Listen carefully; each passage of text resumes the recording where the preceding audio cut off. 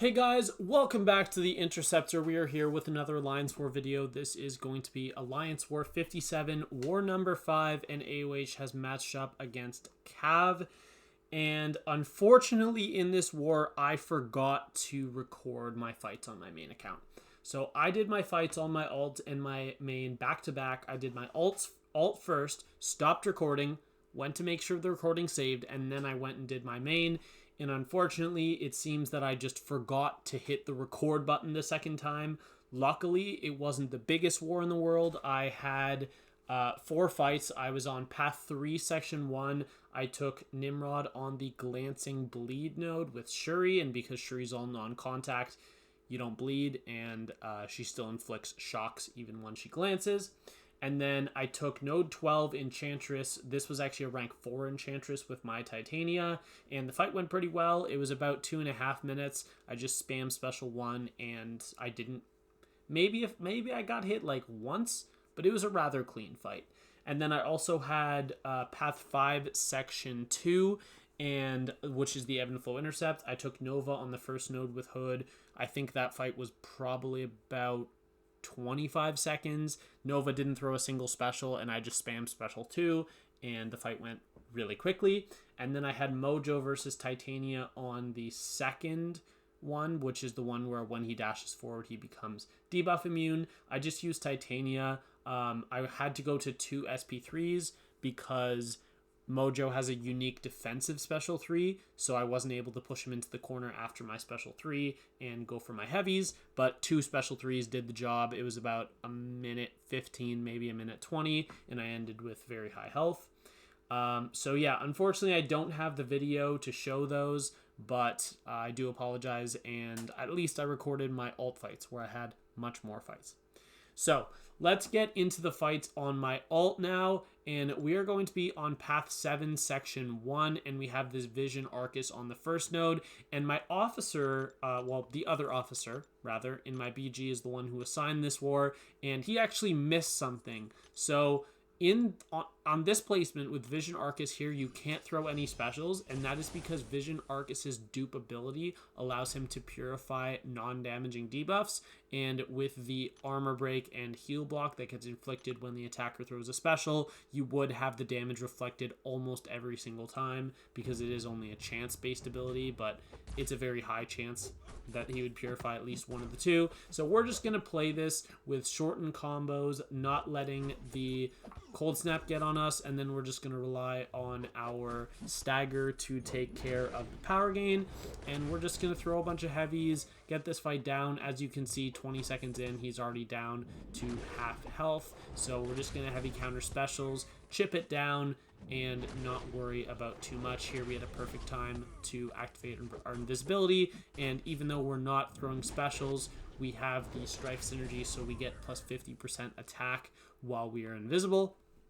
Also, our opponents banned Mojo this war, which is why I have Mysterio on the team. Obviously, I prefer to bring Mojo because you also get the plus 5, or is it 5% or is it 3%? It's one of those two.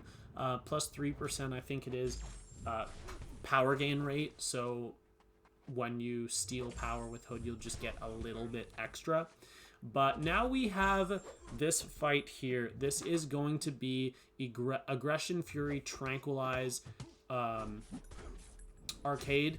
And the whole point of this placement is obviously that Arcade has these long specials that you don't want to activate Dex, or at least he's going to get a bunch of Aggression Fury charges. And then right here, unfortunately, we are going to pass over the Cloud a second time, but we didn't get a token there. Maybe the Cloud was just expiring as we were going over it. But anyways, we're just going to cycle L2s. Now he's at 47%. I know we can heavy to kill. He takes a little second to walk in, but then the fight does go down. It is a good placement, and we have seen Arcade getting kills there, but Hood is a very, very good counter for it because the first Special 2 in the fight that you throw is going to remove the physical protection, or physical resistance, rather. And now we're going to get to the really, really terrifying fight. Rank 4 Hitmonkey on Never Back Down Regeneration. And the reason it is terrifying, one, I'm going to use an invuln just to be safe. The reason this was terrifying is because I am going to get absolutely brutal RNG on the senses triggering in this fight. If you don't know the interaction between Hood and Hitmonkey, when you throw the special 2 with Hood, on the first hit, you inflict a Fate Seal, which reduces the defender's defensive ability accuracy by 65%. And the way that Hitmonkey's senses work is that they are based off of the like they're RNG based, so they can be failed by ability accuracy reduction. So if we throw the L2, we're going to have a Fate Seal up, and then we're going to have a chance to stop the senses. There, both of them snuck through, which means that the 35% chance triggered twice in a row, which is just ridiculous. Also in this fight, I was having a lot of trouble preventing the tactic, and I don't know exactly why this was happening, but there was a bunch of times in this fight where I would counter the special and then I just didn't remove the unstoppable. Like, there it worked, but the first time I did it in this fight, it just didn't work, and I genuinely have no idea why. I think at this point we're ready to detonate. No, we're actually going to be safe and go for a few more hits, but we're just completely ignoring the regeneration charges here because I don't frankly care if he gets a bunch of regeneration. And then there, yeah, we knock him down. We can kill with a heavy. He does have a small health pool, so I definitely would have killed had I used the heavy a little bit earlier, but dude was just healing like crazy, and I was having issues dealing with the tactic, but it's fine. We survive on almost full health, don't take any hits, so that's good. And now we have a Sersi on EMP modification stun immune, and Hood does absolutely nothing to counter the node. What we are going to do in this fight is we're just going to go full nuke mode and just kill this Sersi without her throwing a special attack, and as you can see, that plan is going to go very well. So we'll start out the fight. Also, I should mention this is a rank 4 Sersi, which I think Sersi is actually a really cool champion, so I don't hate that as a rank up. But we're going to throw on our an advanced power boost here, excuse me, and the advanced power boost is not for this fight, it's for the next one, but might as well throw it up now just to make it even less likely that the defender throws a special attack. And yeah, we do get a nice crit on one of our first hits, which is going to stagger and prevent the glancing. And we're just going to be cycling L2s. There we get a really nice early power steal. Go for the L2, and she's already at half health. We're just going to heavy. The fight's over. That was a rank 4 Sersi in 22 seconds. Hood is just so unbelievably nasty. He's so unfair, and that fight was just a lot of fun. So now we'll go on to node 39, and this is going to be a Deathless Thanos on the Rich Get Richer. We can obviously abuse the node by activating both our Dex and our invisibility to gain some free power, but I think we're actually going to start off the fight with a couple heavy attacks just so I can get some bullets back, because as you can see, I am down to 14 bullets, and as long as one of the hits on the heavy crits, then we are going to be able to stagger all of the buffs that come, because both of the Footloose buffs and also the stun immunity buff trigger at the same time, so one stagger takes care of all of them.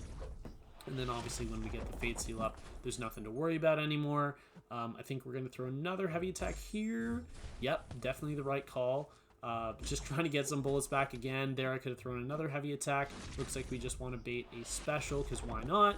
And then here we're going to throw RL2. This is a really easy placement. I have seen this a few times. I think Hood is without a doubt the best option, but there's obviously other options, as there are for any fight in the game. Here we're going to hit him with a heavy. No, an L2. Okay. And then we're probably going to use a heavy soon. There. Oh no, we messed that one up. That's okay. We pushed to the next protection. 24% left. I think we just need one L2. Got an extra heavy off there, just because I know the timing and I know I'll hit that very consistently.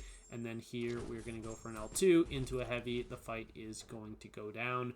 Really easy placement. I think there are good placements for Deathless Thanos on defense. That node is not one of them, especially if you're not banning Hood. If you are placing champions like that there, you just need to ban Hood. He's just so unfair. So Now let's go up to our next fight, and we are going to be going to Mix Master Medusa. This is not the first time I've had to take this exact placement. It is a pretty common placement, but unfortunately, Hood just absolutely runs it over. Also, I didn't notice when I was taking the fights, but this is actually a rank 4 Medusa. So we're going to start off with a heavy attack. We did get a crit there to get a stagger. Not that that really matters because we're definitely going to get to our L2 before she gets 2-3 Furies. And then here... Oh, I probably could have thrown the L2 there, but it looks like we were saving it. I don't know why I was saving it, but yeah, whatever. So we just want to watch Mixmaster alternate our combos. And this fight is going to be really simple. Probably going to throw my L2 right here. I'm just going to go for a heavy first. That's actually fine. Just get an extra knockdown. I am at max bullets at this point, so it doesn't matter that much. But there we go. That heavy is going to kill, and we do finish that fight at 100% health. So let's go into our next fight. We are going to be taking Node 45 Maestro. Really easy fight with Hood. Hood counters Hazard Shift so well, and Hood counters Maestro, and at this point with this many bullets left, I'm not concerned whatsoever about my bullets because I know I don't need that many for the next fight, so I'm not going to throw any extra heavies, or at least not too many extra heavies in this fight. You just want to start off the fight with a heavy to pause his charges and then dash back and get your invisibility, and then you're going to go for some medium combos. Rust your L2 as fast as you can, and then just get into the L2 cycle. If Maestro wants to throw a special, he can, and all that's going to do is it's going to give me the unblockable to deal more damage to him. But if he doesn't want to throw it, I'm not going to make him, because frankly, you don't have to. You don't have to bait any specials. And yeah, Maestro goes down in, what, 30 seconds?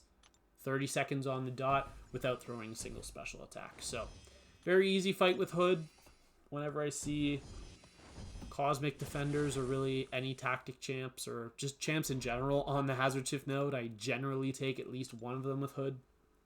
Now we have a Kraven. I don't really understand the point of Kraven here.